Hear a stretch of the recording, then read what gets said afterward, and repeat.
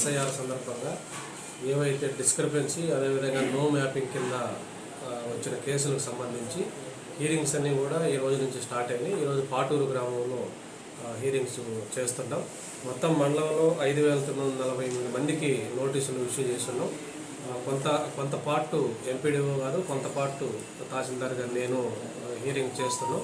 ఈ రోజు నుంచి మొత్తం హీరింగ్స్ అన్నీ కూడా సెప్టెంబర్ 21 కల్లా మొత్తం కంప్లీట్ చేయడం జరుగుతుంది. సో ఇక్కడ ఎవరైతే డిస్క్రిపెన్సీ నో మ్యాపింగ్లో నోటీసులు ఇచ్చున్నామో ఆ ఓటర్లంతా కూడా ఖచ్చితంగా మీరు ఆ రోజు మీకు ఇచ్చిన డేట్లో విచారణకు హాజరు కావాలి. విచారణకు హాజరయ్యేటప్పుడు మీ నోటీసులో ఉన్నటువంటి ఏవైతే సెకండ్ పేజీలో ప్రూఫ్స్ ఉన్నాయో ఆ ప్రూఫ్స్లో 2 ప్రూఫ్స్ ఖచ్చితంగా మీరు తీసుకొని విచారణకి హాజరయ్యి అక్కడ బిఎల్ఓ దగ్గర ఫోటో దిగి అటెండెన్స్లో సంతకం చేసుకోవాల్సి వస్తుంది.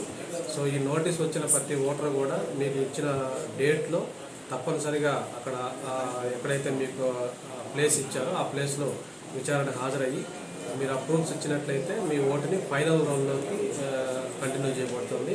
సో ఆ విధంగా విచారణకు హాజరు కానట్టయితే మళ్ళీ ఇంకొకసారి నోటీస్ ఇచ్చి దాన్ని కూడా మీరు విచారణకు హాజరు కాకపోతే ఫైనల్గా ఆర్డర్ పాస్ చేసి దాన్ని ఫైనల్ రౌండ్లో వచ్చేదానికి అవకాశం ఉండదు. సో అందరూ కూడా ప్రతి ఒక్కరు కూడా ఈ నోటీస్కి స్పందించి మీరు విచారణకు హాజరయ్యి మీ ఓటు హక్కుని మీరు కంటిన్యూ చేసుకోవాల్సిందే కోరుతున్నాను. నోటీస్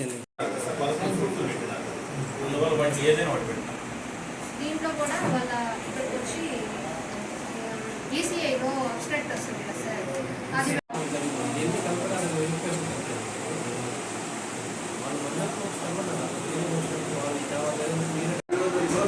ఎవరు